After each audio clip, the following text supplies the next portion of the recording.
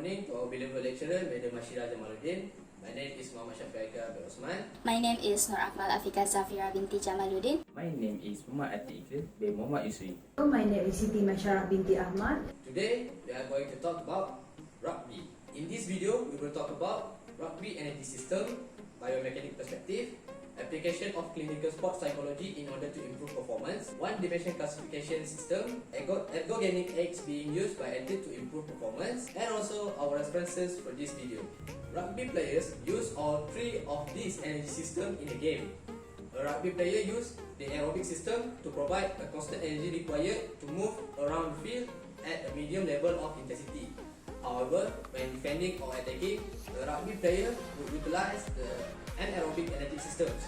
With splitting the length of the field with the ball, the player would utilize the glycolytic system. But if he is throwing the ball or tackling a player, he would utilize the ATPPC system as an explosive source of energy. For biomechanic perspective, the rugby scrum is a physical contest unique to the game of rugby union, and it is the key determinant of team performance.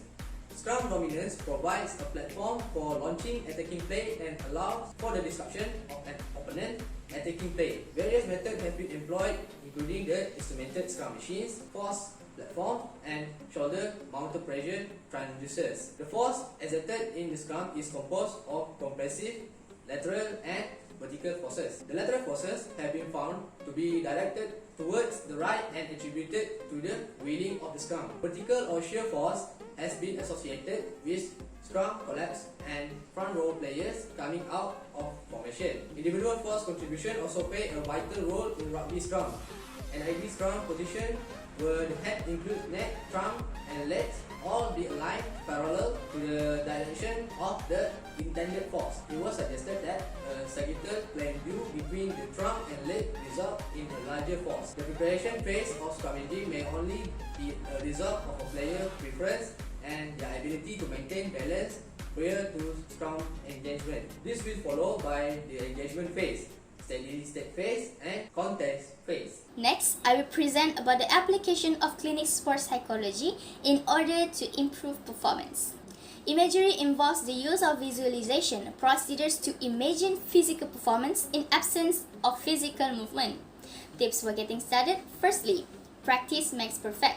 Imagery is a skill, and just like any skill that you perform in your sport, you will need to practice in order to be perfect. Secondly, quality over quantity.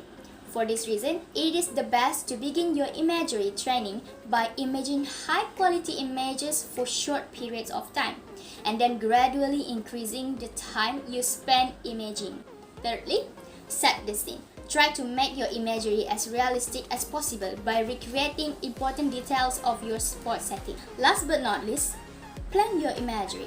Images of your sport can frequently pop into your head, but to really benefit from imagery, you should plan the content of your imagery to meet your current needs. Here are just some examples.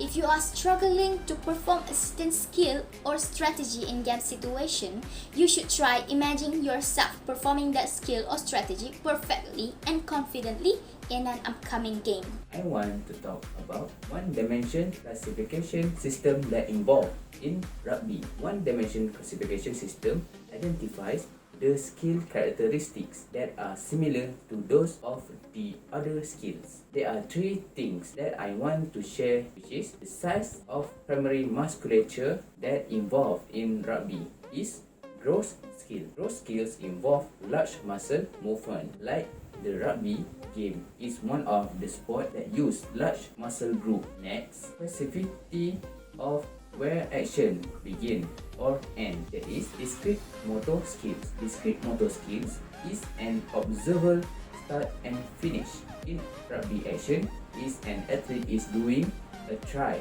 towards the goal. Lastly, open motor skills that also involved in rugby. Open motor skill is a skill which is performed in an unstable environment where the start point is determined by the environment. Ergogenic aids being used by athletes to improve their performance. First, mechanical aid. walking pool, and comprehensive clothing. Walking pool exercise can reduce stress on the lower limb and spine, as well as by increasing balance, ease of walking, reduce fatigue, and additional exercise of the shoulder and arm musculature. Second one is comprehensive clothing. The elastic clothing provide comfort during exercise and competition. Psychological aids: listening to music during training or before competitions. Music can increase our attention so that we can feel focused and calm during exercise. Besides that, music also improve mood, increase endurance, reduce perceived effort, and can even increase metabolic efficiency. Physiological aids: substances that occur naturally in our body to improve the response of the body during exercise and rest. There are two types of physiological method, which is legal and illegal. Legal: oxygen is important in our body to produce energy by aerobic energy system. Massage is therapy that must involve in sport, release muscle tension and restoring balance to muscle skeletal system. It also prevent injuries that might be caused by overuse. Blood doping is the process to put the extra blood into our body to increase hemoglobin and increase the oxygen carrying capacity for delivering to the working muscle. The second one is EPO, erythropoietin, stimulate red blood cell production. It can increase in the total number of circulating red blood cells.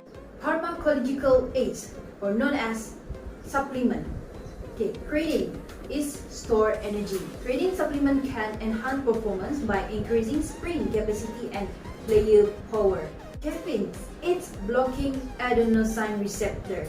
Caffeine causes alertness, vigilance, attention, reaction time, and attention improve after we consume caffeine. These are the references for this video. I hope you guys enjoy and understand what we are trying to share with you guys today. So that's all from us. Thank you. Assalamualaikum. Have a nice day.